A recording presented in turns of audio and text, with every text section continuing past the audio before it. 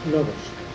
মহামতি অনন্তলালকে স্মরণ করে ভারত কথার গ্রন্থি মোচনের 1063তম পর্বের আলোচনায় আপনাদের সবাইকে স্বাগত। আমরা গত পর্বে এটা শুনেছি, বিদর্ভরাজ ভীষ্মকের কন্যা রুক্মিণীর স্বয়ংবরের খবর জেনেই কৃষ্ণ বিদর্ভ রাজ্যে পা রেখেছেন অনিমন্ত্রিতভাবে, এবং সেখানে তার এই উপস্থিতি, এই যে একটা বিবাহ উৎসব চলছে, সেখানে একটা ভয়ঙ্কর পরিস্থিতি ঘটতে পারে, এমনকি সেটা যুদ্ধ পর্যন্ত গড়াতে পারে। এই অবস্থায় কি করা যায়, জরাসন্ধ সেটা অনুমান করেই তার অনুগামী রাজাদের মনোভাব বুঝে নিতে চাইছে।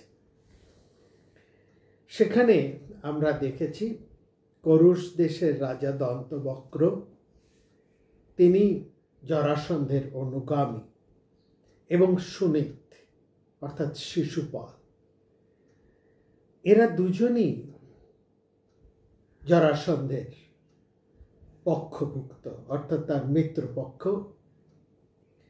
এবং সেখানে সবচেয়ে বড় কথা হচ্ছে, এরা দুজন বলছেন যে কৃষ্ণ এখানে এসেছেন তো সে বেশ ভালো কথা, মহারাজ ভীষ্মকের কন্যা স্বয়ংবরা হবে, সেখানে কন্যা লাভের জন্য আমরাও এসেছি, তাতে এত উদ্বিগ্ন হবার, এত চিন্তিত হবার কি আছে? আর এতে তো কোনো দোষও নেই, গুণও নেই। হ্যাঁ, আমরা সবাই একই উদ্দেশ্যে এসেছি। কিমাত্র দোষ গৌণ বা কন্যা হেতু সমাগতা। বরং কৃষ্ণ এসেছেন ভালোই তো, তাকে এই সভায় তাকে ডেকে নেওয়া হোক, বরং এই সুযোগে তার সাথে আমরা সন্ধি করে নিই, তাহলে তো আর কোনো উদ্বেগ আশঙ্কা থাকবে না। এবং সন্ধানত কৃত্বা কৃষ্ণেন সহিতাভয়ম বসাম বিগত উদ্বেগা নির্ভয়া বিগতজ্জরা। একেবারে হরিবংশ পুরাণ এই কথাটি সুন্দরভাবে তুলে ধরেছে। এরা চাইছেন যে কৃষ্ণ আসুক সামনে, এইসব স্বয়ংবর সভা, সেখানে এই কন্যা যাকে বরণ করবে, ঠিক আছে। আর তার চাইতে বড় কথা, আমরা সবাই এখানে উপস্থিত। কৃষ্ণ তো কোনোদিন আমাদের সামনাসামনি মোকাবিলা হয়নি কৃষ্ণের সাথে। একবার দেখা যাক সে কত বড় শক্তিমান। সে তো সবসময় এড়িয়ে এড়িয়ে যুদ্ধ করেছে, আড়ালে থেকে যুদ্ধ করেছে। সামনাসামনি একবার যুদ্ধ করুক, এখানে তো আমরা সবাই আছি। এবং সেখানে আমরা দেখলাম সুনীত, শিশুপাল এবং দন্তবক্র, এদের এই সমস্ত পরাক্রমী রাজাদের মুখে এই ধরনের কথা শুনে সেখানে একমাত্র প্রতিবাদ করে উঠলেন শাল্যরাজ, যিনি জরাসন্ধের হৃদয় অনুগ্রাহী বা হৃদয় পন্থী, হৃদয় যিনি বুঝে চলেন, হৃদয় অনুসারী। একেবারে এই ভাবসাই হরিবংশ পুরাণ শাল্যকে ব্যাখ্যা করেছে। এবং তখন তিনি এদের কথা শুনে বললেন, এ কি কথা? আমরা কি সবাই কৃষ্ণের ভয়ে অস্ত্রশস্ত্র রেখে কম্পিত অন্তরে বসে থাকব? কিং ভয়ে নাশ্য সর্বে নাস্ত শস্ত্রা ভাবামহে। আমরা নিজেদের উপর একটুকু ভরসা রাখবো না আর শত্রু স্তুতি করে বেড়াবো? এই ধরনের কাপুরুষতাকে আমাদের মতন রাজাদের মানায়? এবং আপনারাই বলুন, আপনারা প্রত্যেকেই খ্যাতিমান পরাক্রমী রাজা, এই ধরনের কথাবার্তা যৌক্তিকতা কোথায়? এবং শাল্যরাজ তিনি কৃষ্ণের অনেক ক্ষমতার কথা, অনেক যুদ্ধ পরাক্রমের কথা শুনেছেন, তিনি সেগুলো জানেনও, সেগুলো মাথায় রেখেই তিনি বললেন। অনেক শুনলাম তিনি নাকি স্বয়ং বিষ্ণুর অবতার, তিনি নাকি নারায়ণ। তো তাই বলে সেই ভয়ে আমাদের সিটিয়ে থাকতে হবে নাকি? তবে একথা তো জানবেন যে মরার সময় না আসলে কেউ মরে না। অতএব আমরা কেন তাকে এতটা গুরুত্ব দেব? তত্ত্বং জানামি রাজেন্দ্র কালে না আয়ুষ্ক্ষয় ভাবে না কালে ম্রিয়তে কশ্চিৎ প্রাপ্ত কালে না জীবতে। সময় হলে কেউ বাঁচে না, আর যতক্ষণ না সময় হয়, না কালে ম্রিয়তে, সময় না হলে কেউ মারা যায়। সুতরাং তাকে এত গুরুত্ব দেবার কি আছে? তাছাড়া আমরা যুদ্ধের জন্য প্রস্তুত, তাকে আসতে দিন, তেমন হলে আমরা তার সাথে যুদ্ধ করব। তবে শেষ কথা যেটা, সেটা মনে হয় কৃষ্ণ এখানে আর যাই হোক যুদ্ধ করার জন্য আসে। সুন্দরী রুক্মিণী স্বয়ংবরা হবেন, স্বয়ংবর সভায় তার যাকে পছন্দ হবে তিনি তাকেই বরণ করুন। যস্য বা কস্য বা কন্যা বরিষ্যতি তস্য সা, রুক্মিণী তারই পতিতি হবে। না চ সংগ্রামে হি তো হি কৃষ্ণ স্বয়মাগতমনতিহা। কৃষ্ণ এখানে যুদ্ধ করার জন্য আসেনি। যস্য বা কস্য বা কন্যা বরিষ্যতি তস্য সা, সেই কন্যা যাকে বরণ করবে তিনি তারই, রুক্মিণী তস্য সা, রুক্মিণী তারই পত্নী হবেন। কিমাত্র বিগ্রহ রাজ্ঞা প্রীতির্ভবতু মে ধ্রুবন। আমরা নিজেরা কেন এই বিষয় নিয়ে ঝগড়াঝাটি করছি? এত কথাবার্তা বলার প্রয়োজনটাই বা। আমরা সেখানে দেখলাম কন্যা পিতা ভীষ্মক তিনি চুপচাপ সবার কথা শুনছিলেন।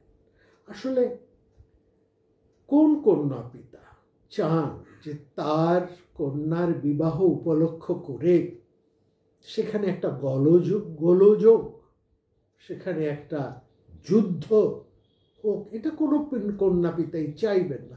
তিনি যত বড় দুর্মর, যত বড় শক্তিশালী হন না কেন, কোনো কন্যা পিতা এটা চান না।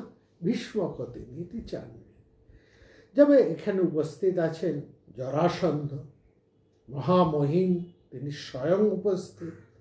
তাকে এড়িয়ে তো কেউ কোনো কথা বলতে পারে না। আর তাছাড়া জরাসন্ধের মিত্রপক্ষীয় সমস্ত ভয়ঙ্কর রাজারাও সেখানে উপস্থিত আছে।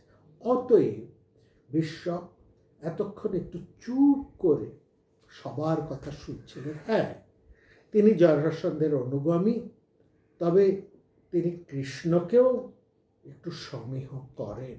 কৃষ্ণের প্রতি তার সামান্য হলেও কিছুটা শ্রদ্ধা আছে, আর এই শ্রদ্ধা খানিকটা বেড়েছে। কারণ এই জরাসন্ধ, যিনি ভারতবর্ষের অবিসংবাদিত রাজা, রাজ চক্রবর্তী, তিনি বহু চেষ্টা করে আজও পর্যন্ত কৃষ্ণের কিছুই করতে পারেন। সুতরাং এই প্রবল প্রবল পরাক্রান্ত হওয়া সত্ত্বেও জরাসন্ধ যখন একেবারে কিছুই করতে পারেননি, সুতরাং এবং বিশেষ করে তার উপস্থিতি সত্ত্বে কৃষ্ণ তারই এক পার্শ্ববর্তী রাজ্যে এবং বিশেষ করে জরাসন্ধের এক বিরুদ্ধ পক্ষীয় রাজার অনুগামীর বাড়িতে, বিরুদ্ধ পক্ষীয় রাজবাড়িতে উপস্থিত হয়েছে। এখানে এই ঘটনায় উপস্থিত সবার মধ্যে কৃষ্ণের উপর যেমন একটা সমীহ বেড়েছে, তেমনি একটা তাদের মনে যে আশঙ্কাও জেগেছে। এটা বুদ্ধিমান ভীষ্মকের বুঝতে এতটুকু অসুবিধে হল। আর তিনি সবার কথা শুনে, বিশেষ করে জরাসন্ধের কথা শুনে এটা অন্তত বুঝেছেন।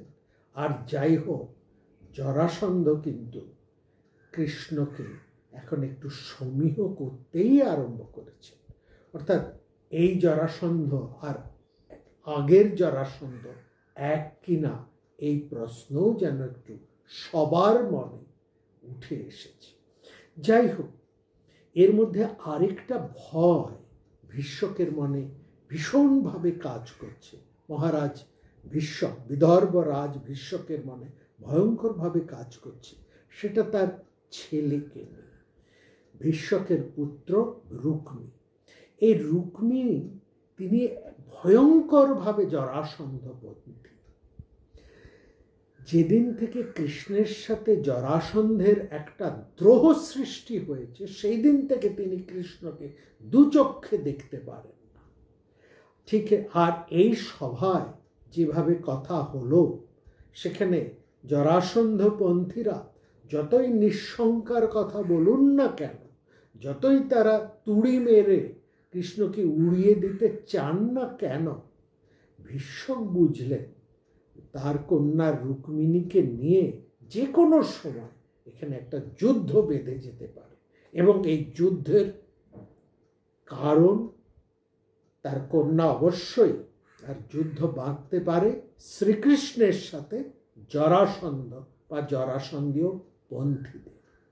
ভীষ্মক এটাও বুঝলেন সেই যুদ্ধে যদি যুদ্ধ লেগে যায় তাহলে সবচাইতে বড় বিপদ হবে তার সন্তানের, অন্য কারো নয়, জরাসন্ধের নয় কিংবা অন্য কারো নয়, যতটা হবে তার পুত্র রুক্মীর। কারণ রুক্মী শক্তিমান, কিন্তু ততটা বেশি গোয়ার, অতখানি সে অহংকার, সে কৃষ্ণকে একেবারেই সহ্য করতে পারে না। এবং এই যে কৃষ্ণকে না ডাকা বা কৃষ্ণ দেশিতা, এই ব্যাপারটা অনেকটা বেশি। এবং তিনি যে চুপ করে আছেন, অর্থাৎ মহারাজ ভীষ্মক যে সব বুঝেও চুপ করে আছেন, তার একমাত্র কারণ তার পুত্র। না কিঞ্চিত ব্রবিদ রাজা, একটা কথাও তিনি বলছেন না বা বলতে পারছেন না। রাজা না কিঞ্চিত ব্রবিদ রাজা ভীষ্মক পুত্র কারণ। হরিবংশ পুরাণ একেবারে পরিষ্কার করে বলছে পুত্রের কারণে তিনি একটি কথাও কিন্তু বলতে পারছেন না। আর সেখানে এটাও তিনি বুঝলেন তার পুত্র শক্তিমান, যুদ্ধবিদ্যা তার দখলে আছে, কিন্তু প্রচণ্ড গোয়ার আর কৃষ্ণদ্রোহী, কৃষ্ণকে এতটুকু সহ্য করতে পারে। ফলত কৃষ্ণং না সহতে নিত্যং পুত্রমে বলদর্পিত। এবং কোন পিতা কৃষ্ণের সাথে, এই যিনি কূটবিদ্যায় পারদর্শী এবং যিনি জরাসন্ধের মতন পরাক্রমী রাজাকে ঘোল খাইয়ে ছেড়েছে, তার বিরুদ্ধে কোন পিতা পুত্রকে কিভাবে যুদ্ধ করতে দেয়? কারিষ্যসে কথং যুদ্ধং পুত্রেণ সহ কেশব। পুত্রের সাথে, কেশবের সাথে কি করে একজন বুদ্ধিমান পিতা তার পুত্রকে যুদ্ধ করতে দেন? এবং এখানে আমরা দেখছি বিদর্ভ রাজ ভীষ্মক সমস্ত রাজন্য বর্গের হৃদয় উত্তেজনাকে ভালোভাবে মেপে নিলেন। মেপে নিয়ে তিনি একটা অদ্ভুত এই মহাভারত এবং হরিবংশ পুরাণ উভয় জায়গায় আমরা দেখছি, উভয়ই হরিবংশ পুরাণও বলছে, মহাভারতও বলছে একটা কি অদ্ভুতম কার্যম, একটা অদ্ভুত কার্য করে বসলেন মহারাজ ভীষ্ম। অদ্ভুত কেন? অদ্ভুত এই কারণে সেখানে উপস্থিত আছেন, আমরা বারবার বলছি, সেখানে উপস্থিত আছেন জরাসন্ধ, যার রাজ্যের পরিধি এতখানি, এবং তার মিত্র গোষ্ঠী যেইভাবে তাকে চতুর্দিকে সমর্থন জানাচ্ছে, অর্থাৎ তার নিজের রাজ্যের ক্ষমতা পরিসর এবং তার মিত্র গোষ্ঠীর পরিসর, এই দুটোকে যদি এক করা হয় তাহলে বলা হয় সেই হরিবংশ পুরাণ মহাভারত থেকে আরম্ভ করে সমস্ত পুরাণে বলা হয়েছে জরাসন্ধের এই রাজ্যে না দিবৌ না রাত্রৌ সমাগত, দিনও শেষ হয় না, রাত্রও আসে না। দিবস নৌ রাত্রৌ সমাগত, কোনো দিনও শেষ হয় না, রাত অর্থাৎ সূর্য অস্ত যায় না। এত তার বিশাল পরিধি রাজনীতি, এতখানি তার ক্ষমতা, এতটাই তার প্রতিপত্তি। সেই জরাসন্ধ উপস্থিত আছেন, তিনি ভীষ্মক কিন্তু সেই জরাসন্ধের কিংবা তার অনুগামীর কারো কোনো পারমিশন না নিয়ে তিনি একলা বেরিয়ে পড়লেন। সশরীরে তিনি বেরিয়ে পড়লেন এবং তিনি বুঝলেন, তিনি এটা বুঝেছেন, মহারাজ ভীষ্মক এটা বুঝেছেন যে উপস্থিত সবার মধ্যে কৃষ্ণকে নিয়ে একটা শঙ্কার সৃষ্টি হয়েছে। আর ঠিক এটা বুঝেই, এই সুযোগটা নিয়ে তিনি সঙ্গে সঙ্গে তার কিছু বিশ্বস্ত অনুচরদেরকে নিয়ে তিনি বেরিয়ে পড়লেন। কারণ তিনি এটাও, তার মনে এই ভাবনাটাও এসেছে যে কৃষ্ণ উপস্থিত হয়েছেন তারই বিজিত সামন্ত নৃপতির ঘরে, অর্থাৎ যে বাবাকে, যে জ্যাঠাকে তিনি তাদের রাজ্য সীমা থেকে দূর করে দিয়েছেন, যারা বিদর্ভের এখন প্রায় সামন্ত রাজ্যের অধিপতি হয়ে কোনোভাবে টিকে আছে, সেখানে কৃষ্ণ এসেছেন। এবং এটা তো শুধু বিদর্ভের সামন্ত রাজ্য না, বা বিদর্ভের প্রতিদ্বন্দ্বী বা শত্রু রাজ্য একমাত্র নয়, এটা তো জরাসন্ধেরও বিরোধী পক্ষ। বিদর্ভের শত্রুপক্ষ মানে জরাসন্ধেরও শত্রুপক্ষ। এবং সেখানে কৃষ্ণ এসে সেই সব বিজিত সামন্ত গৃহে এসে উপস্থিত হয়েছেন। অতএব তাকে তো একটু সম্মান জানাতেই হবে, তাকে তো একটু সৌজন্য দেখানো প্রয়োজন। কারণ এখন রাজনীতির ইতিহাসের পট পরিবর্তন অনেকটাই ঘটে গেছে। ভীষ্মক, মহারাজ ভীষ্মক, তিনি স্থির করলেন এই রাজোচিত সৌজন্য যেটা তিনি দেখাননি, তার ফলে বিপদটা তার কৃষ্ণের দিক থেকে বাড়তে পারে। কারণ কৃষ্ণ এখন প্রায় অপ্রতিরোধ্য হয়ে উঠেছে। সুতরাং তার মনে কি একটা আত্মগ্লানি দেখা দিল। সেই আত্মগ্লানি থেকেই একেবারে পরিষ্কারভাবে এখানে হরিবংশ পুরাণ বলছেন, তার যেন মহারাজ ভীষ্মকের মনে একটা গ্লানি বোধ হলো। সেই গ্লানি বোধ থেকেই তিনি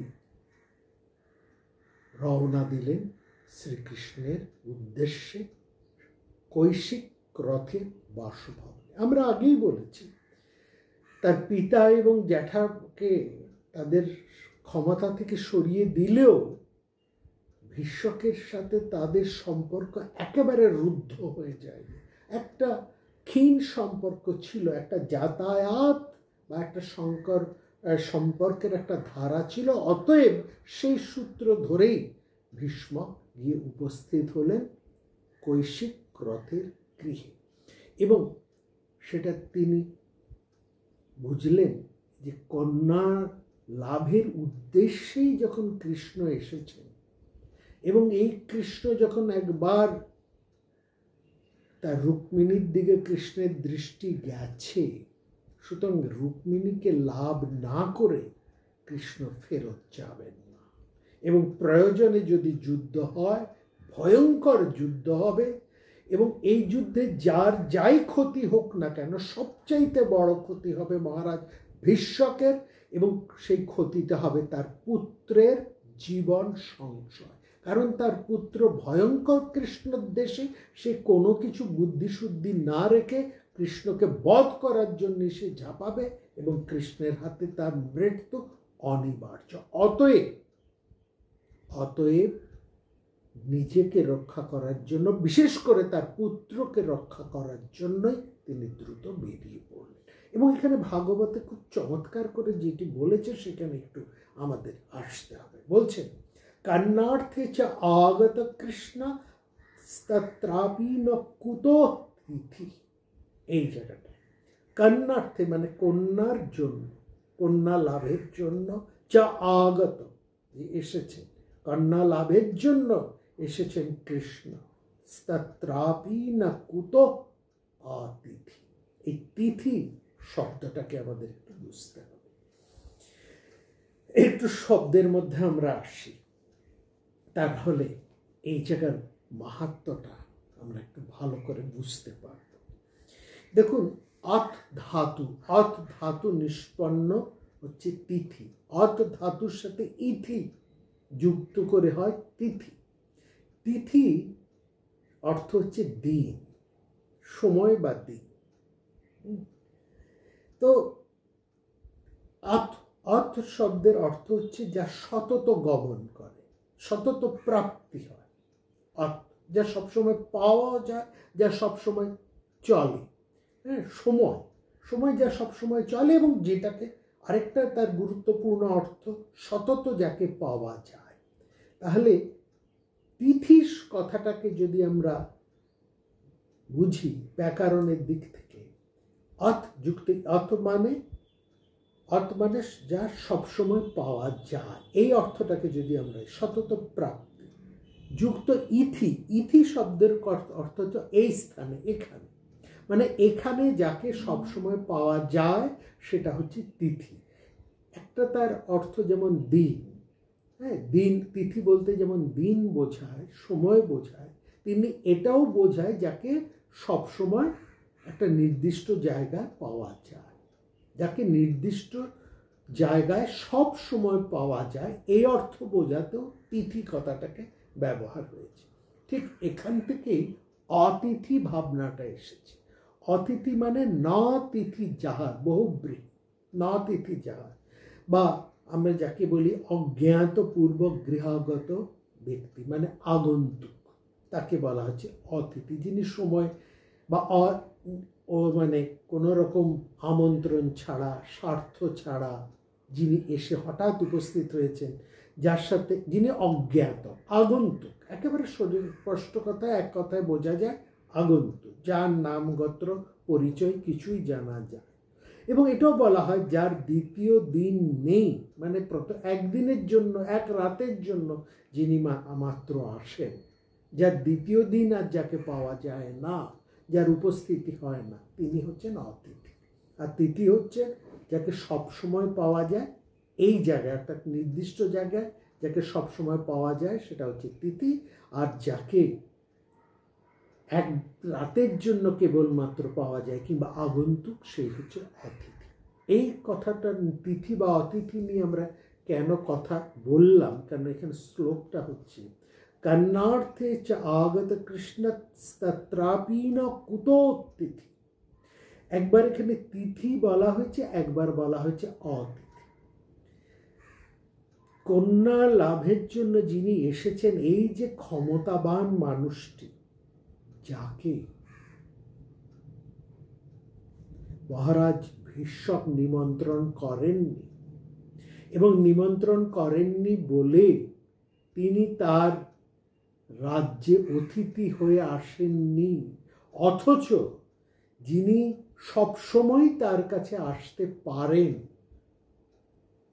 তাকে যখন নিমন্ত্রণ করা হয় না, যাকে অর্থাৎ যাকে নিমন্ত্রণ করা উচিত, যাকে সবসময় পাওয়া যায় বা পাওয়া উচিত, তাকে যদি নিমন্ত্রণ না করা হয়, সেটা তার প্রতি যে একটা অসম্মান, এবং সেই অসম্মানের পরিচয়টা কতটা ভয়ঙ্কর হতে পারে, এটা বুঝেই ভীষ্মক যেন দৌড়লেন নিজের দোষ স্খলনের জন্য।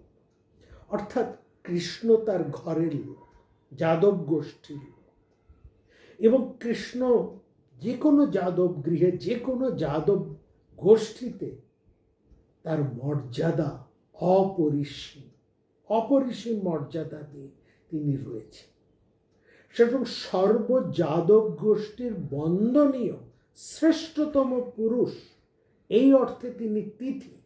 সমস্ত যাদব গৃহে তিনি যে কোনো সময় আসতে পারেন, কারণ তিনি সমস্ত যাদব গোষ্ঠীরই একজন অত্যন্ত সম্মানীয় পুরুষ। বিশেষ করে এখন কৃষ্ণের যে মর্যাদা রাজনৈতিক ক্ষেত্রে বেড়েছে এবং যাদব গোষ্ঠীর ঋত সম্মানকে, ঋত শক্তিকে তিনি পুনরুদ্ধার করতে সমর্থ হয়েছেন, তিনি তো আর যেমন তেমন নন।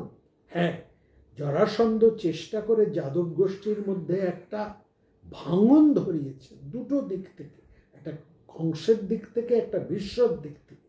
কিন্তু কংস বেঁচে নেই, ভীষ্মক আছেন, কিন্তু ভীষ্মক ভয় পাচ্ছেন। তার পরিণাম যে কংসের মতন হবে না, কে বলতে পারে? আর কৃষ্ণ যেভাবে প্রবল প্রতাপান্বিত হয়ে উঠছেন স্বয়ং কিছুক্ষণ আগে, তারই সভাগৃহে জরাসন্ধ যে শঙ্কা প্রকাশ করেছেন, বা জরাসন্ধ অনুগামীর মধ্যে কৃষ্ণ সম্পর্কে যে আশঙ্কা, যে ভয়ের একটা অতি সূক্ষ্ম হলেও একটা ওয়েভ, একটা তরঙ্গের স্পষ্ট উপস্থিতি মহারাজ ভীষ্ম অনুভব করেছেন, তাতে তার ভয়টা নিজের জন্য যতটা না বেড়েছে, তার পুত্র একটু বুদ্ধি কম এবং প্রচণ্ড কৃষ্ণদ্বেষী রুক্মির ক্ষেত্রে সেটা যে আরো ভয়ঙ্কর হয়ে উঠবে না, এটা ভেবেই আকুল হয়ে তিনি অতিথিকে তিনি তিথি করবার জন্যই ছুটে এসেছেন, অতিথিকে তিথি করার জন্য। তস্ত্রাপীন কুত তিথি অতিথি। ভীষ্মক ঠিক করলেন, আর চাই আর দেরি নয়, অন্তত রাজকীয় সৌজন্যটা যাতে কৃষ্ণের সাথে বজায় থাকে, সেই জন্যই অন্তত একবার তার সাথে দেখা করে তাকে প্রসন্ন করে আসা উচিত। গমনায় মতিং চক্রে প্রসাদীয়তুমচ্যুতম। গমনায় মতিং চক্রে, যাচ্ছেন এই ধারণার বশবর্তী হয়। মতিং চক্রে, এই যা কিছু ভাবনার, এই ধারণার বশবর্তী হয়েই তিনি ছুটে চলেছেন। প্রসাদায়িতু, প্রসন্ন করতে, কাকে? অচ্যুতম। এখানে অচ্যুত কৃষ্ণকে সম্পর্কে বলা হয়। অচ্যুত মানে যিনি নিজে অবস্থান থেকে চ্যুত হন না।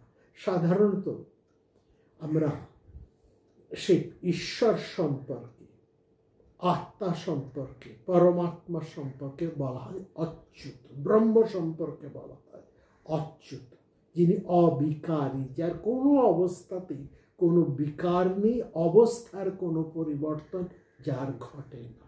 এই কৃষ্ণকে অচ্যুত বলা হচ্ছে দুটি অর্থে। একটি সেই দার্শনিক অর্থে, কৃষ্ণস্তু ভগবান স্বয়ং, বা কৃষ্ণই সেই ঈশ্বর, এই অর্থে তিনি অচ্যুত পুরুষ। আর এইখানে এই হরিবংশে বা মহাভারতে তাকে অচ্যুত বলা হচ্ছে অন্য কারণে, ওই ব্রহ্ম সম্পর্কীয় ভাবনায় নয়।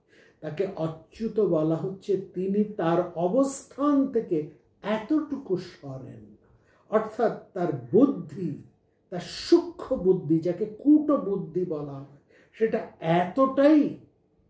এতটাই মাত্রা যে তিনি যা ঠিক করেন সেটাই তিনি করেন। যেটা তার লক্ষ্য, সেই অভীষ্ট লক্ষ্য থেকে কেউ তাকে একদিনের জন্য, একবারের জন্য এতটুকু চ্যুত অর্থাৎ সরাতে পারে কেউ পারেন। কংসও না, জরাসন্ধ, সেই অর্থেই তিনি অচ্যুত। গমনায় মতিং চক্রে প্রসাদীয়তুমচ্যুতম, অর্থ এখানেই পরিষ্কার। ভীষ্মক একেবারে প্রায় খানিকটা ভীত হয়ে ক্রথকৈশিকের গৃহে এসে কৃষ্ণকে বন্দনা করে, ভীষ্মক কৃষ্ণের থেকে অনেক বড় বয়সে, তিনি প্রায়, আমরা আগেই বলেছি, বয়সে তিনি প্রায় উগ্রসেনের কাছাকাছি। উগ্রসেনের বয়স না হলেও অন্তত বসুদেবের থেকে তো বড়ই, বসুদেবের বয়সই বলবো না, বসুদেবের থেকে একটু বড়, উগ্রসেনের বয়সে না, তবে বসু তার কৃষ্ণ পিতা বসুদেবের থেকে তিনি ভীষ্মক কিন্তু একটু বয়সে বড়ই হবে, এবং ক্ষমতায় তার কম নয়। তিনি বিদর্ভ, শক্তিশালী বিদর্ভ রাজ্যের রাজা, ক্ষমতার দিক থেকে তার কিছু কম। সেই ভীষ্মক ছুটে এসেছেন কৃষ্ণের কাছে। তাহলে এবার বুঝুন কৃষ্ণের দাপট কথা, যে দাপটের কথা আমরা এই কাল পুরুষ এর প্রথম পর্বে, প্রথম ভাগে জরাসন্ধ সম্পর্কে যে দাপট শব্দটি ব্যবহার করেছিল, এই জরাসন্ধের দাপট এখন খানিকটা অস্তমিত, যেন তার সেই দাপটের মধ্যাহ্ন সূর্য একটু পশ্চিম আকাশে হেলে পড়েছে, আর পূর্ব কাশে যে কৃষ্ণ রেখার মধ্যে দিয়ে কৃষ্ণ সূর্যের উদয় ঘটেছে, তার দাপট এখন একটু একটু করে বাড়ছে মধ্যাহ্ন গগনের দিকে। এইটা একটু বুদ্ধিমান মানে রাজারাই, মানে রাজনীতির মানুষেরা বুঝতে পারবে। গোয়ার 2-3 জন বাদ দিলে বা অসম্ভব কৃষ্ণ বিদ্বেষী ছাড়া যাদের একটু বুদ্ধিশুদ্ধি আছে, যারা রাজনীতির মর্ম বোঝেন, তাদের এটা বুঝতে বিশেষ অসুবিধা হবার কথা নয়। সুতরাং ক্রত কৈশিকের গৃহে এসে তিনি সরাসরি কৃষ্ণকে প্রায় সপ্রণাম জানিয়ে, পিতার বয়সী তিনি প্রণাম জানিয়েই বললেন, একটা বোঝাবার চেষ্টা করলেন যে এই স্বয়ংবর, যে তার কন্যার যে স্বয়ংবর হচ্ছে, এ ব্যাপারে তার মোটেই ইচ্ছে ছিল না, এই ব্যাপারে তিনি কোনো আগ্রহই ছিল না। তার ছেলে রুক্মী অত্যুৎসাহী হয়ে তার বোনের বিয়ে দিতে চেয়েছে, এবং দিতে চেয়েছেন স্বয়ংবর সবার আয়োজন করে। এই সমস্ত বুদ্ধি এবং আয়োজন সবটাই তার পুত্র রুক্মীর মস্তিষ্ক প্রসূত। এবং জানেনই তো, আমার ছেলের বয়সও বেশি না, আর তার থেকে তার বুদ্ধিশুদ্ধিও কম, অল্প বয়সী ছেলে তার বোনের বিয়ে দেবে, এই জন্য সে একটা ঘটা করে স্বয়ংবর সভা এই আয়োজন করেছে। আমার এর ব্যাপারে এতটুকু উৎসাহ মোটেই ছিল না।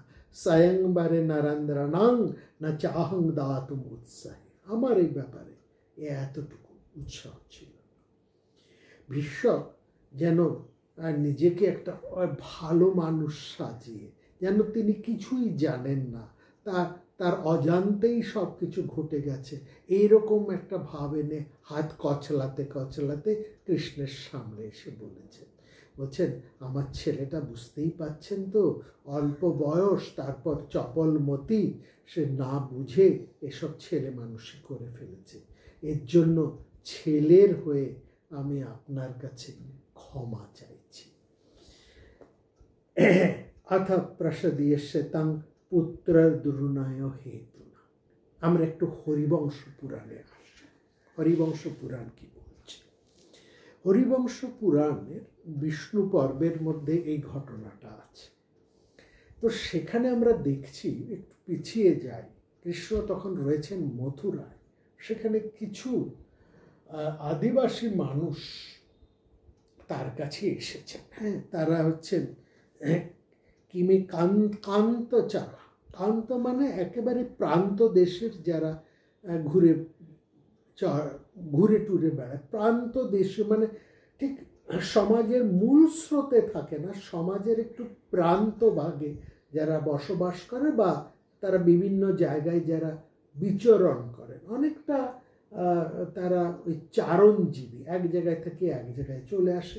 অনেকে এদের ব্যাখ্যা করেছেন ভিল বলে, অনেকে এদেরকে এরকম কোনো চারণজীবী হিসেবে তাদেরকে তুলনা করেছেন। তারা এসে কিন্তু এই খবরটা দিয়েছেন কৃষ্ণর কাছে। অর্থাৎ তারা বিভিন্ন জায়গায় চড়তে চড়তে, যাদবদের বিভিন্ন রাজ্যের মধ্যে এরা পরিভ্রমণ করে বেড়ান, সেখানে ঘুরতে ঘুরতে তারা এসে খবর পেয়েছেন যে মহারাজ ভীষ্মকের সুন্দরী কন্যার আর সেখানে স্বয়ংবর হবে, এবং সেই স্বয়ংবর সভায় মানে সেখানে একটা পার্থিবানাং সমাগমা, নরেন্দ্রানাং বলছেন যে সেখানে পার্থিবানাং সমস্ত বড় বড় রাজাদের একটা পার্থিবী সময় সমিতি হবে, সমস্ত বড় বড় রাজাদের সেখানে একটা সমাগম হবে। এবং সেইখানে সবাই যাচ্ছে, তারা ছুটতে ছুটতে এসে কৃষ্ণের কাছে সেই খবরটা পৌঁছে দিচ্ছে। এই জায়গাটা একটু লক্ষ্য করুন, এরা কৃষ্ণের কাছে এসে খবর দিচ্ছে। এই জায়গাটা লক্ষ্য করুন, কৃষ্ণের এই চর বা এই ইনফরমেশন নেবার তার এই সূত্র কতটা প্রসারিত সর্বক্ষেত্রে। এবং তার যেমন রাজ অনুচর রয়েছে, তেমনি একেবারে প্রান্তজীবী মানুষরাও কৃষ্ণের নির্দেশে কিন্তু বা যে কোনোভাবেও তাদের কাছ থেকেও কৃষ্ণ কিন্তু তার চতুর্পার্শ্বে কোথায় কি খবর ঘটছে এই খবরটা যথাসময় কৃষ্ণ ঠিক জানতে পারে, এই খবরটা চলে আসে।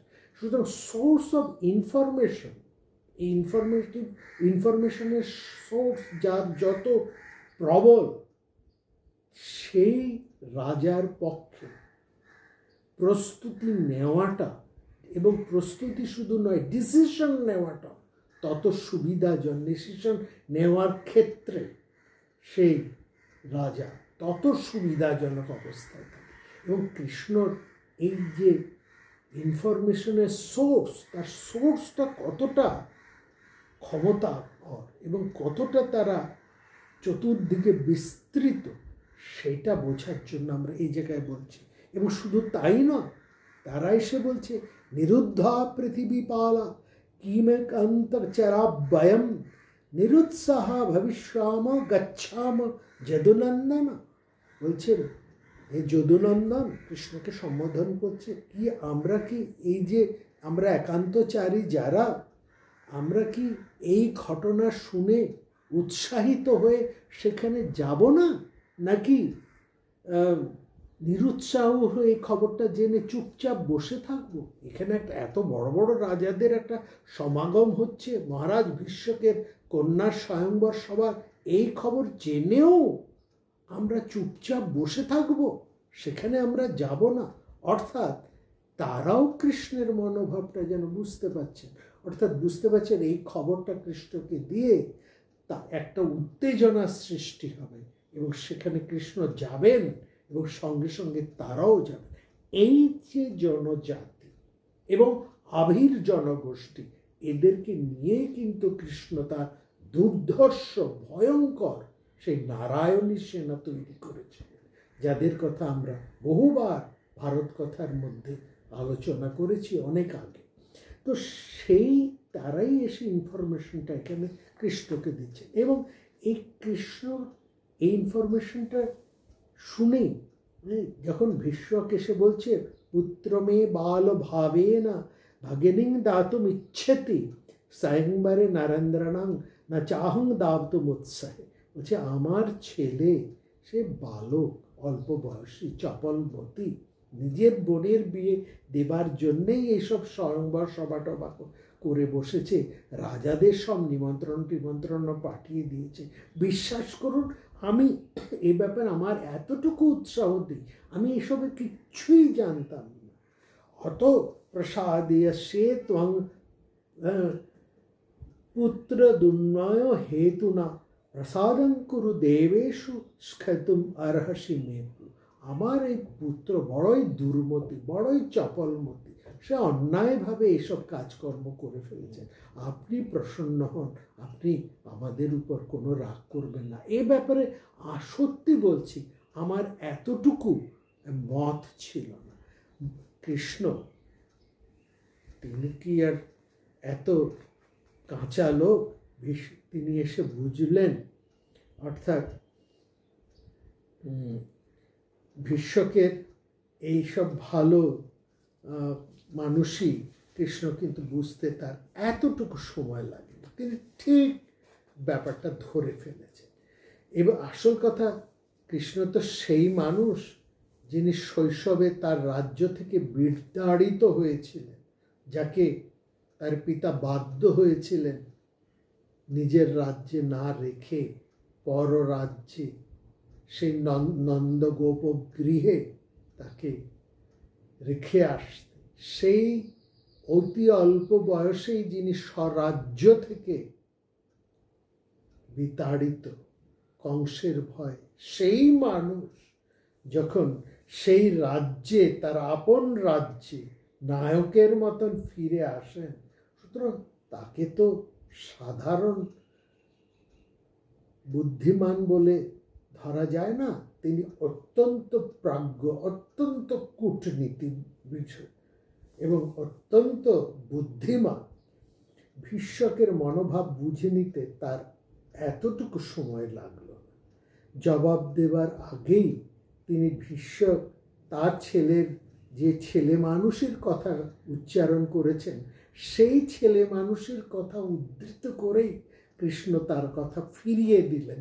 তার কথার সূত্র ধরেই বললেন, আপনি আপনার ছেলে মানুষের যা বিবরণ দিলেন, তাতে সে বড় হলে যে কি ভয়ঙ্কর একজন সাংঘাতিক অবিনয়ী মানুষ হবে। অবিনয়ী মানে সাংঘাতিক একটা ভয়ঙ্কর মানুষ হয়ে উঠবে। এবং এখানে আমরা এই অবিনয়ী বলতে যেটা বোঝাই, মানে যে একটা সমাজের একটা দুষ্ট মানুষ হয়ে উঠবে, এইরকমই আর কি, মানে যে শাসনের অযোগ্য এরকম হয়ে উঠবে, এই ব্যাপারে তো আর কোনো সন্দেহ নেই। বাল ভাবেন পুত্রেণ চালিতাং নৃপমণ্ডলে, হ্যাঁ, আপনি বলছেন যে ছেলে এই অল্প বয়সে সমস্ত রাজাদেরকে এই এখনই চালনা করতে পারেন, অর্থাৎ তার আমন্ত্রণ আপনার অজান্তে, আর তার আমন্ত্রণেই ভারতবর্ষের সমস্ত বড় বড় রাজাদেরকে তিনি একেবারে চালিয়ে দিলেন, মানে চালনা করলেন, যাতে তারাই আমন্ত্রণে, আপনার নয়, বলছেন আপনার নয়, আপনার ছেলের আমন্ত্রণেই ভারতবর্ষের সমস্ত বড় বড় রাজারা একেবারে চলে ফিরে আপনার রাজত্বে চলে এলেন। সেই ছেলে এই অল্প বয়সেই যখন এত বড় ক্ষমতাধর হয়ে উঠেছে, বড় হলে সে যে কোন অবিনয়ী দুর্জন হয়ে উঠবে, এটা বুঝতে আর এতটুকু বাকি থাকে না। হ্যাঁ, যদা ভবতি বৈ প্রৌঢ় কীদৃশ বিনয়ও ভবেৎ, অবিনয়ও ভবেৎ। তা সে যাই হোক, তা আপনার ছেলে সে যেমন হবার তা হবে। হ্যাঁ, কিন্তু আপনার নিজের কথা শুনে আমার যেন একটু কেমন লাগছে। আপনার ছেলে আপনার সভায় উপস্থিত রাজাদের সামনে, হ্যাঁ, আপনারই উপস্থিতিতে আপনারই কন্যার বিবাহ ঘোষণা করছে। লক্ষ্য করুন, আপনার পুত্র আপনার রাজ্যে, আপনার সভায়, আপনার উপস্থিতিতে আপনারই কন্যার বিবাহ ঘোষণা করছে। হ্যাঁ, এটা কি আমাকে বুঝতে হবে? এই কথাটাও কি মিথ্যে কথা? হ্যাঁ, আপনার সম্মতি না থাকলে আপনার ছেলে আপনার রাজ্যে বসে, আপনার সভায়, আপনার উপস্থিতিতে রাজাদেরকে তা আপনার কন্যার বিবাহ সংবাদ ঘোষণা করছে। এটা কথং তব সুতোষ্য শ্যামগ্রতো মুনজেশ্বর বক্তুম অর্হতি রাজেন্দ্র বিততং রাজসংসতি। এটাও আমাকে বিশ্বাস করতে হবে। সমগ্র রাজসভাতে আপনার উপস্থিতিতে আপনার কন্যার বিবাহ ঘোষণা করে দিল, আর আপনি কিছুই জানেন না। এটা, এই মিথ্যেটাও আমাকে বিশ্বাস করতে হবে। কৃষ্ণ একেবারে যেন পেড়ে ফেললেন মহারাজ ভীষ্মকে। বললেন, স্বয়ংবরের জন্য অত বড় একটা সুন্দর রঙ্গমঞ্চ বানানো হলো, আপনার ছেলেই তা বানিয়েছে সেটা আপনি বলছেন, আর আপনার ছেলে এই কাজ করছে, ওই কাজ করছে, একে নিমন্ত্রণ করছে, তাকে নিমন্ত্রণ করছে, এত বড় সভামঞ্চ তৈরি করছে, আর আপনি তা জানেন না। এখানেই তো আমার কেমন যেন একটা সন্দেহ তৈরি হচ্ছে। তাদৃশং রত্নম অতুলং কারয়ং স্তনস্তব, এত বড় একটা অতুল কীর্তি আপনার ছেলে করে ফেললো। হ্যাঁ, কথং তাহি অভিজ্ঞাত, আর আপনি বলছেন এটা আপনি জানেন না, আপনার অজান্তেই। ইতিমে সংশয় মহান, এখানেই তো আমার সন্দেহটা যাচ্ছে, আমার খটকা লাগছে। তারপরেও বলি, আপনার সভায় সমস্ত বড় বড় রাজারা উপস্থিত হয়েছেন, ভারতবর্ষে সমস্ত ক্ষমতাধর রাজারা, যাদেরকে সূর্যের সাথে তারাদের সাথে তুলনা করা হয়, এরকম বড় বড় ক্ষত্র বীর পুরুষেরা সেখানে উপস্থিত হয়েছে। আপনি তাদের যথোচিত সম্বর্ধনা করেছেন, অতিথি সৎকার করে চলেছেন, আর এদিকে এসে আমাকে বলছেন আমার ছেলে চপল সভা, বালকোচিত সভায় সে এইসব করে ফেলেছে, আমি তা জানি না। এটা কি ঠিক কথা হলো? কথং না জ্ঞাতবান রাজন তব পুত্র চেষ্টিস্তশ রথস্বর নারাজগম বিমর্দম অতুলম তথা, সমস্ত অতুল বৈভব ক্ষমতাধর রাজারা সেখানে উপস্থিত হয়েছেন, আর কথং না জ্ঞাতবান, আর আপনি জানেন না, রাজন তব পুত্রস্য চেষ্টিতম, আপনার ছেলেই সব করে ফেললো আর আপনি কিছুই জানেন না, এটাও আমাকে বিশ্বাস করতে হবে। হ্যাঁ, আর সবচাইতে বড় কথা, এই সমস্ত বড় রাজারা, এই সমস্ত বড় বড় ক্ষমতাবান রাজারা এখানে এসেছেন স্বয়ংবরে কন্যা লাভের জন্য, কিন্তু সে বেশ কথা এসেছে, কিন্তু তাদের সাথে এত হাতি, এত ঘোড়া, এত চতুরঙ্গ সৈন্য, এইসব কেন, কিসের জন্য তারা এইসব নিয়ে এসেছে? এখানে যদি কোনো যুদ্ধের ভাবনা কাজ না করে, তাহলে এই চতুরঙ্গ সেনা সমাবেশের অর্থ কি মহারাজ? এটাও আপনি বোঝেননি। বিপদৌ না ভাবে চতুরঙ্গ বলাগমে, বিপদৌ না ভাবে তত্র চতুরঙ্গ বলাগমে। চতুরঙ্গ মানে হাতি, ঘোড়া, পদাতিক এবং রথ, এই চারটি নিয়ে যে সৈন্য সমাবেশ তাকে বলে চতুরঙ্গ। বলছে এত বড় বড় চতুরঙ্গ সৃষ্টি হলো, সেখানে একটা বিপদের আশঙ্কা তৈরি হলো, এই সমস্ত দেখে শুনেও আপনি কিছুই বোঝেননি। হ্যাঁ, এটা তো আমার একটু আশ্চর্য লাগছে। বিশ্বক যতই ভালো মানুষই সাজার চেষ্টা করুন, তিনি যতই বলবার চেষ্টা করুন যে আমি কিছুই জানি না, সবই আমার ছেলে করেছে, সবই আমার অজান্তে ঘটেছে, কৃষ্ণ কিন্তু তার আসল মুখটা এবার একেবারেই খুলে দিয়ে এবার বলছেন, দেখুন আসল কথা কি জানেন মহারাজ? আপনাদের মিত্রশক্তি রাজাদের মধ্যে হঠাৎ করে আমার এসে পড়াটা আপনার পক্ষে একটা সমস্যার কারণ হয়ে উঠেছে, এবং সেজন্যই আপনি আমাকে নিতান্ত অপাত্র বলে মনে করেছেন। হ্যাঁ, অথবা না কৃতমাতিথ্যম অপত্রায় নরেশ্বর, সেখানে তিনি বলছেন মামা গমন সেবেহ প্রায়েনা না হিতাংতম, আমার এই উপস্থিতি, আপনার বিরুদ্ধ পক্ষীয় রাজগৃহে আমার উপস্থিতিটা আপনার পক্ষে হিতকর নয় বুঝেই আপনি এখানে ছুটে এসেছেন, না হলে আপনি আমাকে অতিথি হিসেবে বরণ করতে আসেন।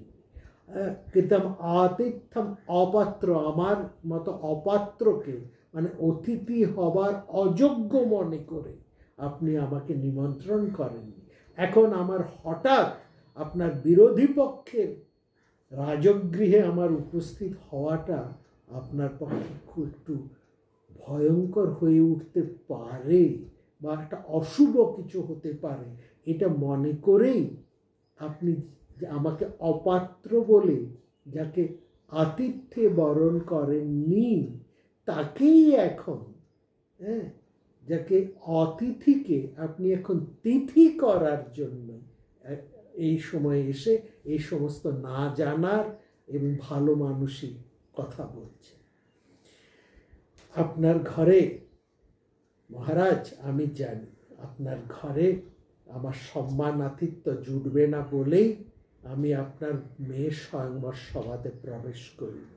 আমি বিদর্ভে এসে মহারাজ কৈশিকের ঘরে উঠেছি এবং যথেষ্ট সম্মান লাভ করার পরেই আমি এখানে বিশ্রাম নিচ্ছি। বিদিত্বা নাকৃতাতিথ্যম নরদেব তবলিয়ম আমম্ভ্যকৃতমাতিথ্য কৈশকস্তু প্রিয়াতিথি। এই যে অতিথি এবং তিথি শব্দ নিয়ে যে চমৎকার বাক্য জাল শ্রীকৃষ্ণ তৈরি করলেন, এটাই হচ্ছে বোঝা। অর্থাৎ নেহাত আমাকে অপাত্র মনে করে আপনি আমাকে অতিথির মর্যাদা দেবেন না বলেই আপনি আমাকে নিমন্ত্রণ করেননি, কিন্তু হঠাৎ আমার এই উপস্থিতি আপনার বিরোধী পক্ষের গৃহে এই উপস্থিত হওয়াটা আপনি বুঝতে পারছেন এটা আপনার পক্ষে সুখকর নাও হতে পারে।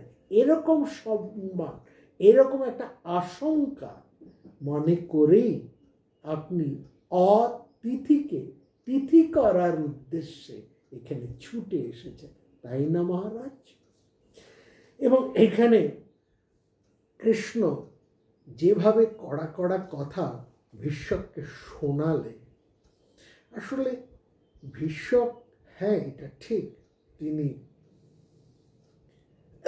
জরাসন্ধের বদন্যতায় আজকে তিনি বিদর্ভের একচ্ছত্র অধিপতি। তিনি যাদব বৃষ্ণি গোষ্ঠীর অন্তর্ভুক্ত হয়েও তিনি একক ক্ষমতায় আজকে সে রাজন্য শক্তির একটা মর্যাদা ভোগ করছে। এবং সেখানে এটাও ঠিক, তার পুত্র কৃষ্ণ বিদ্বেষী কৃষ্ণ, তার পুত্রের জন্য এই পরিণত বয়সে ভীষ্মক ভারতবর্ষের যে রাজনৈতিক একটা পালা বদল ঘটছে এটা বুঝেও তিনি খুব বেশি যে সক্রিয় হয়ে উঠতে পারছেন, কারণ তারও বয়স বাড়ছে, এটাও ঠিক। এবং তিনি যা করা উচিত সেটা বুঝেও করতে পারছেন না তার গোয়ার গোবিন্দ ছেলের রূপমির জন্য, এটাও ঠিক। এবং অনীহা, এটা ঠিক, কৃষ্ণ এখানে এলেন চুপচাপ সব দেখে চলে যাবেন নীরবে, এটা কেমন কথা? এটাও ঠিক হয় না। আসলে এই হরিবংশ পুরাণে ঠিক প্রকৃত ঘটনাটা তুলে ধরছে। সেখানে আমরা ভাগবত পুরাণে ভীষ্মককে দেখছি একেবারে শ্রীকৃষ্ণের বন্দনায় একেবারে তিনি মুহ্যমান, মানে তাকে একদম পরম কৃষ্ণ ভক্ত হিসেবে দেখানো হয়েছে, তা কিন্তু ভীষ্মক মোটেই কৃষ্ণ মানে পক্ষভুক্ত এরকম ছিলেন না। তিনি ওই জরাসন্ধ পক্ষীয়, তিনি কৃষ্ণের বিরোধী পক্ষ, এটা ঠিক। কিন্তু এখন অবস্থা পরিবর্তন ঘটছে, রাজনৈতিক অবস্থা পরিবর্তন ঘটছে। একজন বুদ্ধিমান রাজা রাজনৈতিক মানে পরিবর্তনের সঙ্গে সঙ্গে নিজের অবস্থানটাও যে পরিবর্তন করে নিতে হয়, এটা ভীষ্মক বোঝে, কিন্তু তার পুত্র বোঝেন না। কিন্তু তিনি সেই জন্যই এখানে দেখাতে এসেছেন, অন্তত কৃষ্ণকে এইটা বোঝাতে এসেছিলেন যে এই দোষে তিনি দোষী নন, যতটা তার পুত্র মানে কাণ্ডজ্ঞানহীন হয়ে মানে বালকোচিত স্বভাবের জন্য যা করে ফেলেছে। মহাভারতের সূত্র এই হরিবংশ পুরাণের সূত্র থেকে আমরা বুঝতে পারি ভীষ্মক জরাসন্ধপন্থী, তিনি যে কৃষ্ণের সঙ্গে তার মেয়েকে বিয়ে দিতে চান এমন সূত্র কিন্তু আমরা কোথাও পাই না, না হরিবংশ পুরাণে না মহাভারতে, কোথাও এইটা বোঝানো যাবে। তিনি যেহেতু জরাসন্ধপন্থী, অতএব জরাসন্ধপন্থী কারো হাতেই তিনি তার কন্যাকে তুলে দিতে চান। এইখানে আমরা দেখছি এই ব্যাপারে এই ক্ষেত্রে রুক্মী অর্থাৎ ভীষ্মকের পুত্র রুক্মী তার ইচ্ছাটা অত্যন্ত বেশি। সে চাইছে তার ভগ্নীকে শিশুপাল অর্থাৎ সেই সুনীতের হাতে তুলে দিতে, যে সুনীত বা শিশুপাল এই সময় জরাসন্ধের প্রধান সেনাপতিও বটে। এবং কে না জানে সুনীত শিশুপাল জরাসন্ধের একেবারে ডান হাত, তার হাতেই তিনি ভীষ্মক তার ভগ্নীকে তুলে দিতে চায়। এরকম একটা মোটামুটি ব্যবস্থা করে ফেলেছে এবং সেখানে উপস্থিত রাজন্যবর্গ সবাই জরাসন্ধপন্থী। জরাসন্ধের বিরোধী পক্ষ একজনও কিন্তু নিমন্ত্রিত হয়নি, একজনও নিমন্ত্রিত হয়নি। সুতরাং নিমন্ত্রিত যে সমস্ত রাজন্য বৃন্দ রয়েছেন, এখানে লক্ষ্য করা রুক্মীর বুদ্ধিটা দেখুন। এখানে তিনি বেছে বেছে রুক্মী এবং অবশ্যই ভীষ্মকের মদতে, মহারাজ ভীষ্মকের মদত 100% সেখানে ছিল, যদিও তিনি কৃষ্ণর দিকে একটু হেলতে চাইছেন, কিন্তু এই ক্ষেত্রে তারও ভাবনা আছে যে তার কন্যাকেও ওই জরাসন্ধপন্থী কারো হাতে তুলে দেওয়া হোক। এটা তিনিও চাইতেন, অবশ্য কৃষ্ণের সাথে সরাসরি বিরোধ করে নয়, এটা তিনি অতটা চান নাই যতটা রুক্মী চান। আর তাছাড়া তিনি অতটা বুঝতেও পারেননি, কেউ এটা বুঝতে পারেননি যে কৃষ্ণ একলা নিমন্ত্রিত না হয়ে একেবারে তার পাশের ঘরে এসে উপস্থিত হবেন। এতটা দুঃসহ স্পর্ধা যে কৃষ্ণের হতে পারে এটা অনুমান করতে পারেননি ভীষ্ম, কিন্তু তার উপস্থিতির ফলে ব্যাপারটা পুরো ঘটে গেল। এবং সেখানে উপস্থিত জরাসন্ধ এবং তার অনুগামীদের কথাবার্তা শুনে ভীষ্মক এটা বুঝে গেছেন যে কৃষ্ণকে এখন আর হেলাফেলা করা যাবে। সুতরাং তিনি একটু প্রলেপ দেওয়ার চেষ্টা করেছেন, কিন্তু সেটা কাজ হয়নি, এটা আমরা বুঝলাম। এবার দেখুন রুক্মীর প্ল্যানটা কেমন ছিল। তার বোনের এই স্বয়ংবরের প্ল্যানটা হচ্ছে তিনি বেছে বেছে সমস্ত জরাসন্ধীয় পক্ষর অন্তর্ভুক্ত সমস্ত বড় বড় রাজাদেরকে সেখানে নিমন্ত্রণ করেছে। কৃষ্ণ, যাদব এবং যে সমস্ত যাদবেরা জরাসন্ধের বিরোধী, তাদের একজনকেও কিন্তু সেখানে নিমন্ত্রিত হয়। আর জরাসন্ধপন্থী যত রাজারাও সেখানে উপস্থিত আছে, তাদের মধ্যে থেকেই রুক্মিণীকে কাউকে না কাউকে বেছে নিতেই হবে। এবং সেখানে সবচাইতে গুণান্বিত, শক্তিমান, ক্ষমতাবান শিশুপাল ছাড়া আর কেউ নয়। এখানে আবার একটা কাজও আছে, আর একটা ঘটনাও আছে, একটু ছোট্ট করে সেটা বলে দিই। সেটা হচ্ছে এই যে শিশুপাল, সে যখন এরকম পুরাণে বলা হয়েছে, মানে পুরাণে যে কথাটা বলা হয় সেটা আমরা প্রথমে বলছি, তারপর তার অন্তর্নিহিত তাৎপর্যটা বলব।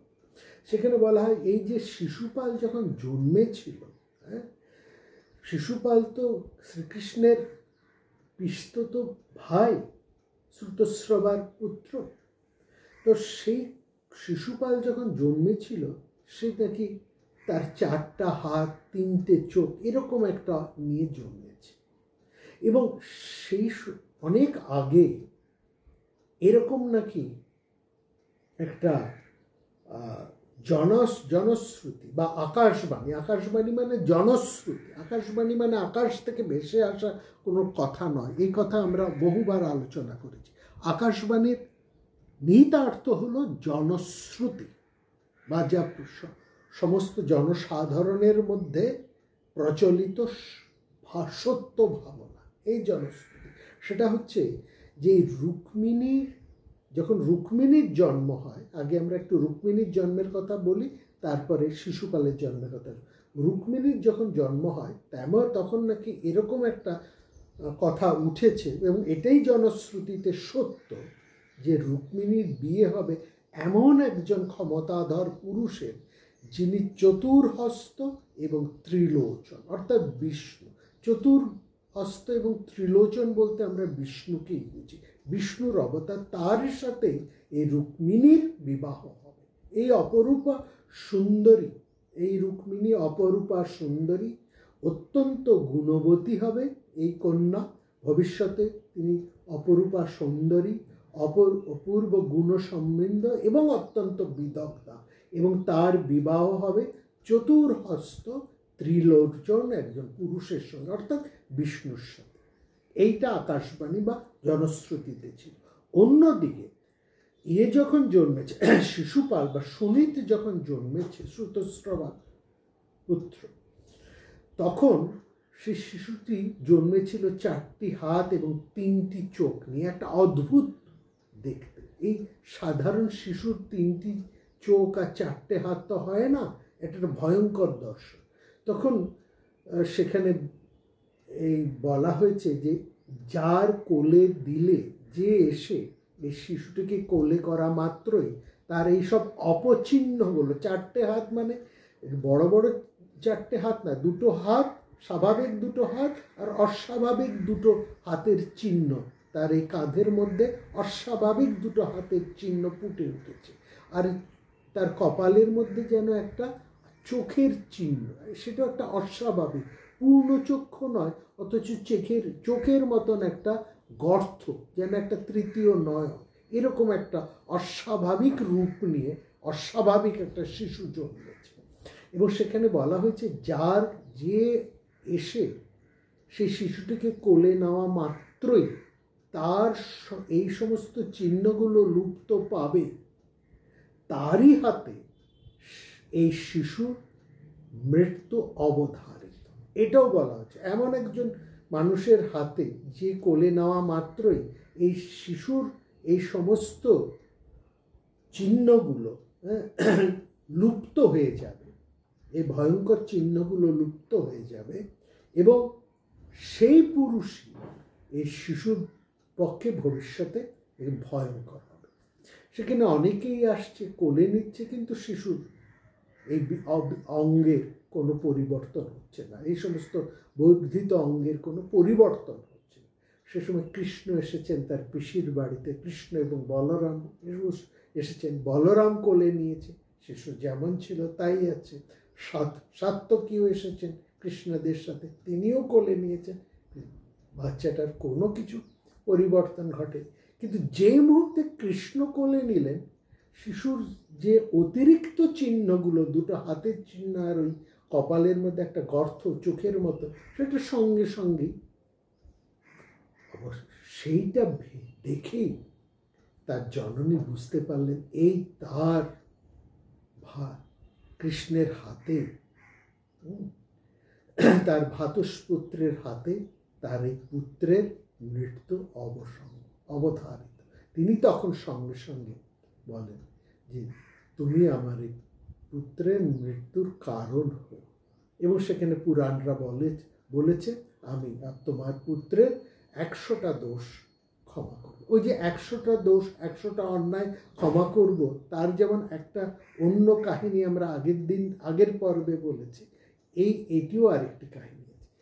এই জনমানুষের এই জনশ্রুতিটা রুক্মী জানতেন, এবং তিনি জানতেন যে তার ভগ্নীর বিবাহ হবে এমন একজন পুরুষের সাথে যিনি চতুর্হস্ত এবং 3টি নয়ন বিশিষ্ট।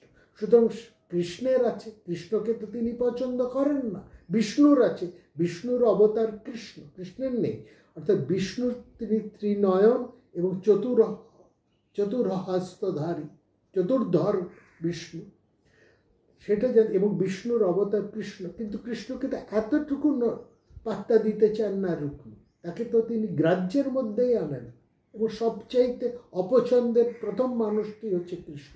সুতরাং কৃষ্ণের এই বিষ্ণু মাহাত্ম্য বা বিষ্ণুর অবতারত্বকে তিনি স্বীকারই করেন না, কিন্তু তিনি এটা জানেন এই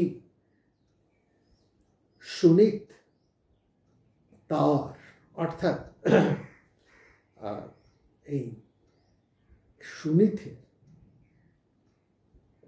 এই এমন একটা শিশুকালে তার এরকম একটা পরিচয় ছিল। সুতরাং শিশুপালই তার বোনের উপযুক্ত স্বামী, এটা তার বিষয়। সেই জন্য এমনভাবে তিনি এই স্বয়ম্বর সভার প্ল্যানটা করেছিলেন যেখানে সর্বশ্রেষ্ঠ পুরুষ শিশুপাল, এবং শুধু সর্বশ্রেষ্ঠ পুরুষ নয়, ওই যে জনশ্রুতি রয়েছে ত্রিনয়ন এবং চতুর্হস্ত বিশিষ্ট একজন পুরুষই রুক্মিণীর ভবিষ্যতের স্বামী হবেন, সেটা শিশুপাল ছাড়া আর কে? সুতরাং শিশুপালকেই যাতে তার বোন বরণ করতে পারেন সর্বশ্রেষ্ঠ পুরুষ হিসেবে, ঠিক তার ব্যবস্থাই করেছেন সেটা। তো যাই হোক, এইখানে আমরা দেখছি এই রুক্মিণী সংবনের যে সমস্ত প্রয়োজনীয় তথ্যগুলো হরিবংশতে ছড়ানো ছিটানো আছে, সেগুলোকে একত্রিত করলে আমরা সেটাকে একটা সত্য তথ্যের দিকে আমরা দেখছি, এবং সেখানে মহাভারতের ঘটনাকেও কিন্তু সেটা অতিক্রম করছে না। ভীষ্মক যখন কৃষ্ণের কাছে প্রায় ধরা পড়ে গেলেন, প্রায় না একেবারেই ধরা পড়ে গেলেন, তখন কৃষ্ণকে বললেন যে দেখুন, আমি সত্যিই অন্য কোনো রাজার হাতে আমার কন্যা রুক্মিণীকে দিতে চাই না, আমি সত্যি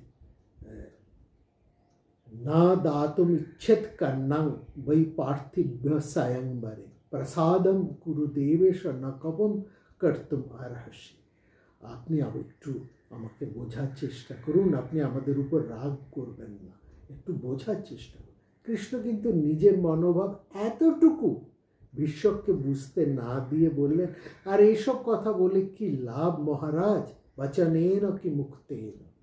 আপনি আপনার কন্যা আর সেই কন্যার পিতা আপনি আপনার মেয়েকে কার হাতে তুলে দেবেন না দেবে সেটা নিয়ে অন্য কে কথা বলবে। সকন্নং দশস্য নেতিকোত্র নেতা তবানঘা রুক্মিণীন্না তবে হ্যাঁ দেখুন, এইখানেই দেখুন কৃষ্ণ কথার মধ্যে দিয়ে তিনি কীরকমভাবে ঠিক তার নিজের মনোভাবটাও বুঝিয়ে দিতে সমর্থ। এই জায়গায় হচ্ছে কৃষ্ণের বুদ্ধি বা কুটুম।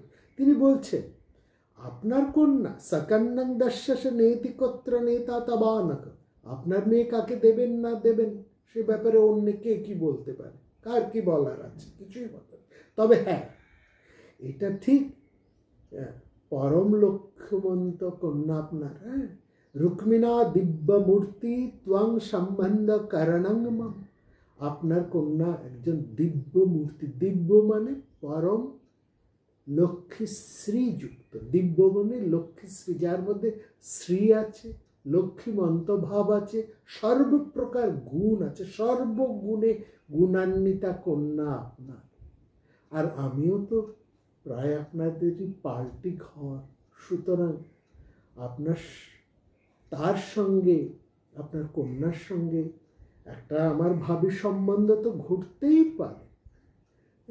তাং সম্বন্ধং কারণান মম, আপনার কন্যার সাথে আমার অপরূপা সুন্দরী আপনার কন্যা, তার সঙ্গে আমার একটা সম্বন্ধ তো ঘটতেই পারে। এইটুকু আলগা করে ছেড়ে দিলেন তিনি। আর আপনি যখন নিজের থেকেই আমার কাছে ক্ষমা চাইতে এসছেন আপনার অন্যায়ের, তখন ক্ষমা আপনাকে নিশ্চয়ই করতে হবে, এই ক্ষমা আপনার প্রাপ্য। কেননা আর যাই হোক না কেন, বয়সতে আপনি আমার পিতার তুল্য। মনস্মকং তয়া রাজং বয়সা চ পিতাস্মা পারয়ামাস পুরীং সমকক্ষেনিষু পিতৃবশবশ। নিজের রাজ্যের সঠিক পালন রক্ষা আপনি করুন এবং ক্ষত্রিয় সমাজে নিজের পিতৃসুলভ গুরুত্বটা বজায় রাখুন। একেবারে ঠিক সঠিক একটা খোঁচা দিতেও তিনি ছাড়লেন না ভীষ্মককে। বললেন আপনি যখন নিজে থেকেই আমার কাছে ক্ষমা চাইতে এসেছেন, তা একটা ক্ষমা তো আপনার প্রাপ্য বটেই, কেননা বয়সে আপনি আমার পিতার তুল্য। মনস্মাকং তয়া রাজং বয়সা চ পিতামহ বলেই তিনি যে কথাটা বললেন সেটা লক্ষ্য করা। নিজের একজন রাজা হিসেবে আপনি তো রাজা হয়েছেন, কারণ যাদব বংশে তো কেউ কোনো আর কোনো তো প্রচলন নেই, দুজনই হচ্ছে ব্যতিক্রম, একজন কংস আর একজন এই ভীষ্ম। এরা দুজন নিজের সেই জরাসন্ধের ক্ষমতায় রাজা হয়ে বসেছেন। সুতরাং রাজাই যদি হয়েছেন, যাই হোক, যখন রাজা হয়েই বসেছেন, তখন নিজের রাজ্যের সঠিক পালন করুন, রাজ্যকে রক্ষা করুন। মানে রাজা হলেই তো হবে না, রাজ্যকে পালনও করতে হবে, রক্ষাও করতে হবে। এমন কিছু ভুলভাল কাজ করবেন না যাতে আপনার রাজ্যের পালন ক্ষমতা, রক্ষা ক্ষমতাটা নষ্ট হয়ে যায়। এটাই বোঝাতে চাইছেন কৃষ্ণ। এবং তার সঙ্গে আরও একটা কথা জুড়ে দিলেন, হ্যাঁ, পালায়েশ্বম পুরী, নিজের রাজ্যকে পালন করুন, কারণ রাজা হিসাবে এটাই আপনার প্রধান ধর্ম। এমন কিছু করবেন না যাতে আপনার ধর্ম থেকে আপনি চ্যুত হন বা আপনার ধর্ম নষ্ট হয়, এমন কোনো সিদ্ধান্ত, হঠকারী সিদ্ধান্ত আপনি নেবেন না। আর দ্বিতীয় কথা হচ্ছে সম্যক্ষণেষু পিতৃবদ বাস, হ্যাঁ, নিজের রাজ্যের এবং সমগ্র ক্ষত্রিয় সমাজে নিজের পিতৃসুলভ গুরুত্বটা বজায় রাখার চেষ্টা করুন। এইখানেই লক্ষ্য করুন শ্রীকৃষ্ণের বাচ কুশলিতা, বাক কুশলিতা। একজন ধুরন্ধর পুরুষ যে বুদ্ধি রাখেন, তার বুদ্ধির বিচক্ষণতা, তার বুদ্ধিমত্তা ধরা পড়ে তার কুশলী বক্তার মধ্যে, কুশলী ভাবনার মধ্যে, কুশলী বচন শৈলীর মধ্যে। এটাই লক্ষ্য করা আগামী পর্বে।